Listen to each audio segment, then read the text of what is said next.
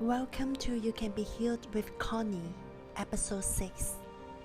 In this episode, I will share with you how to cope with grief, and I hope after listening to this, it will give you some comfort and make you feel better about the loss of your loved ones.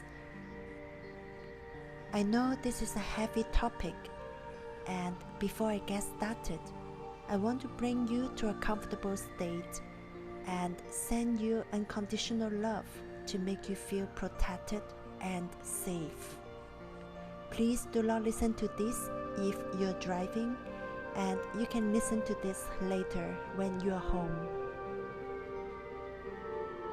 First, I want you to sit comfortably and close your eyes.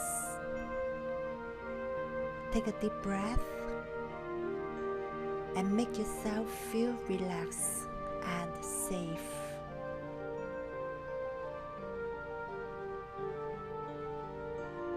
Then I want you to visualize there's a pink light radiating out from your heart and slowly surrounding you.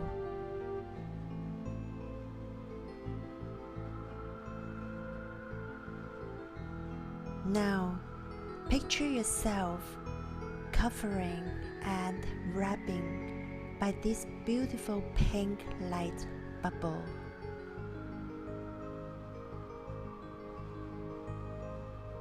And feel that you are protected and loved unconditionally by the universe right now.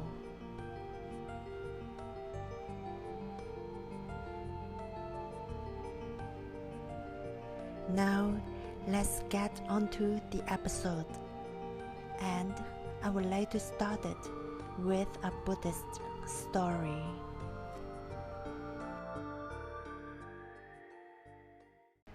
During Buddha's time, there lived a woman named Kisa Gotami. She married young and gave birth to a son. One day, the baby fell sick and died soon after. Kisa loved her son greatly and refused to believe that her son was dead. She carried the body of her son running around her village, asking if there was anyone who can bring her son back to life. The people in the village all saw that her son was already dead, and there was nothing that could be done. They advised her to accept his death and make arrangements for the funeral. Then a village elder saw her and took pity on her. He suggested to her to consult the Buddha. He said, "Kisa Gotami, we cannot help you, but you should go to the Buddha. Maybe he can bring your son back to life." Kisa was extremely excited upon hearing the elder's words. She immediately went to the Buddha's residence and pleaded for him to bring her son back to life. Buddha said, "Kisa Gotami, I have a way to bring your son back to life." Kisa replied, "My lord, I would do anything to bring my son back." Then Buddha said, "If that is the case, I lead you to find me something. Bring me a mustard seed, but it must be taken from a house where no one residing in the house has ever lost a family member. Bring this seed back to me, and your son will come back to life." Have great faith in the Buddha's promise. Kisa went from house to house trying to find the mustard seed. At the first house, a young woman offered to give her some mustard seeds. But when Kisa asked if she had ever lost a family member to death, the young woman said her grandmother died a few months ago. Kisa thanked the young woman and explained why the mustard seed did not fulfill the Buddha's requirements. Then Kisa moved on to the second house. Her husband died a few years back. The third house lost an uncle. And the fourth house lost an aunt. She kept moving from house to house, but the answer was all the same. Every house has lost a family member to death. Kisa finally came to realize that there is no one in the world who had never lost a family member and loved ones to death. She now understood that death is inevitable and it is part of life. Putting aside her grief, she buried her son in the forest. She then returned to the Buddha and became his follower. Death is tragedy that can leave us traumatized for a long time.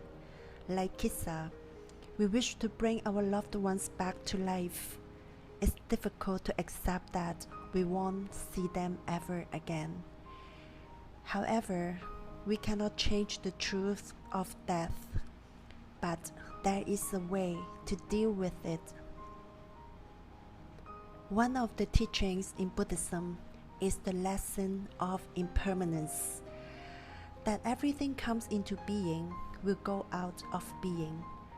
The last teaching the Buddha gave was his own death, that even the great spiritual sages of the world are subject to impermanence and death.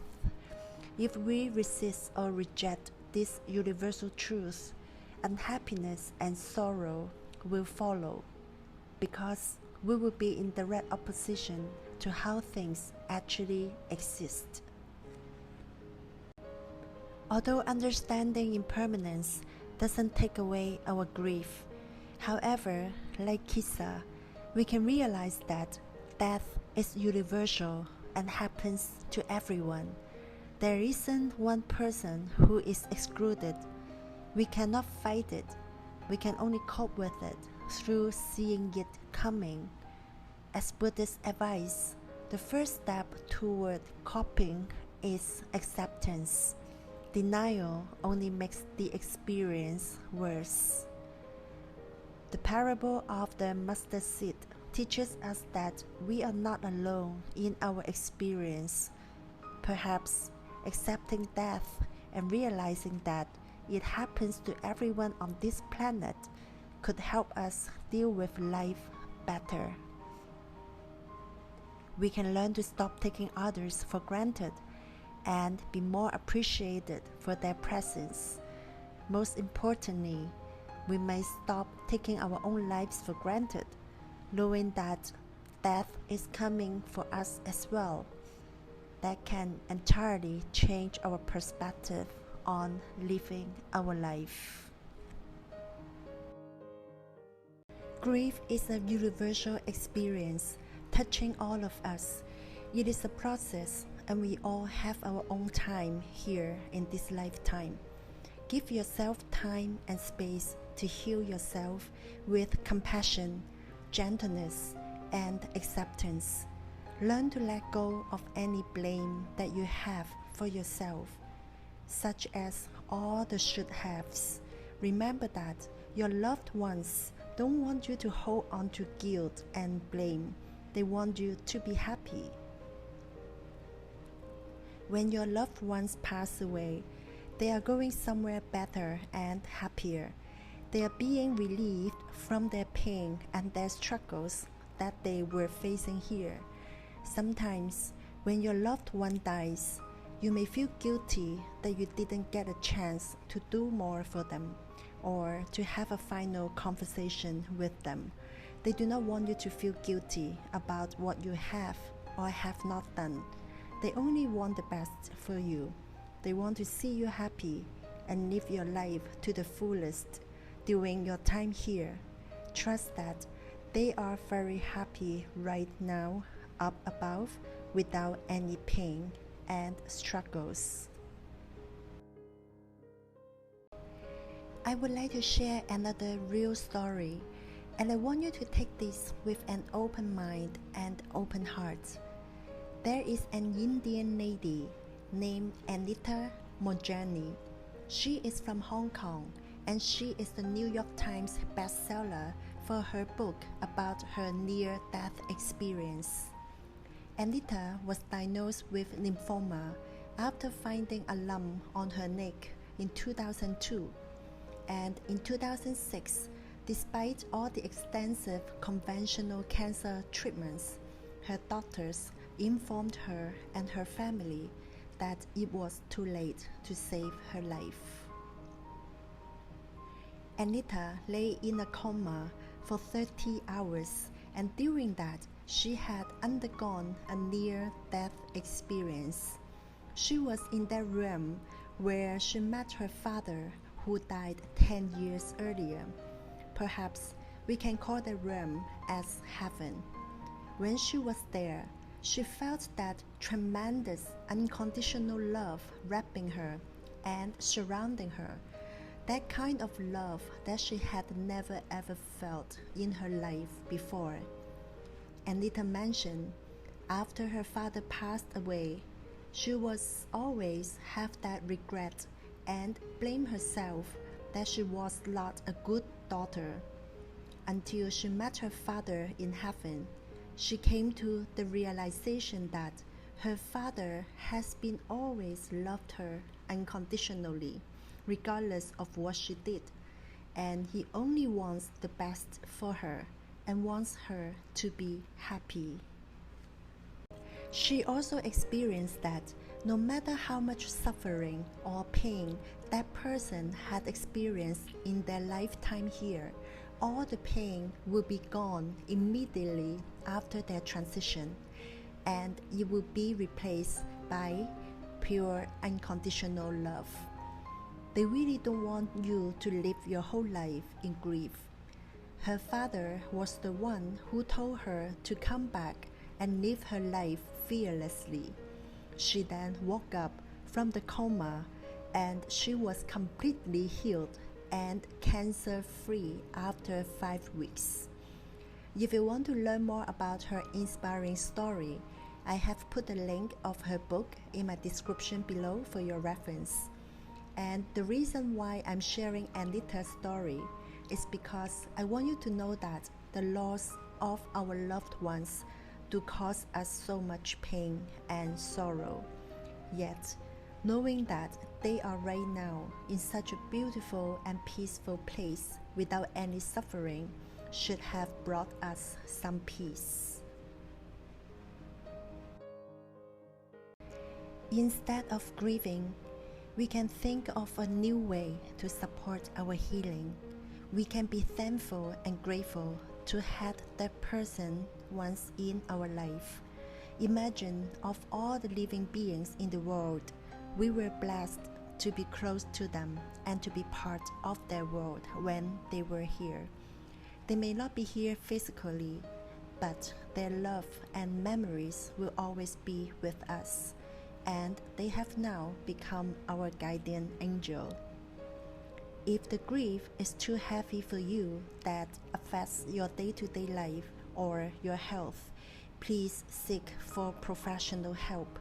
Allow yourself to ask for help.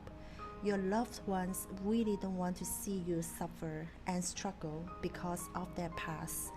Feel free to contact me if you want to learn more how theta healing can help you.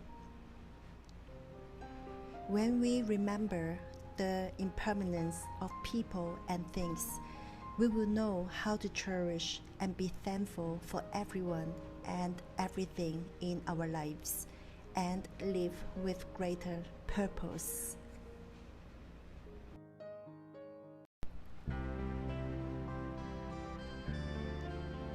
Thank you so much for listening, and I'm so thankful for having you here.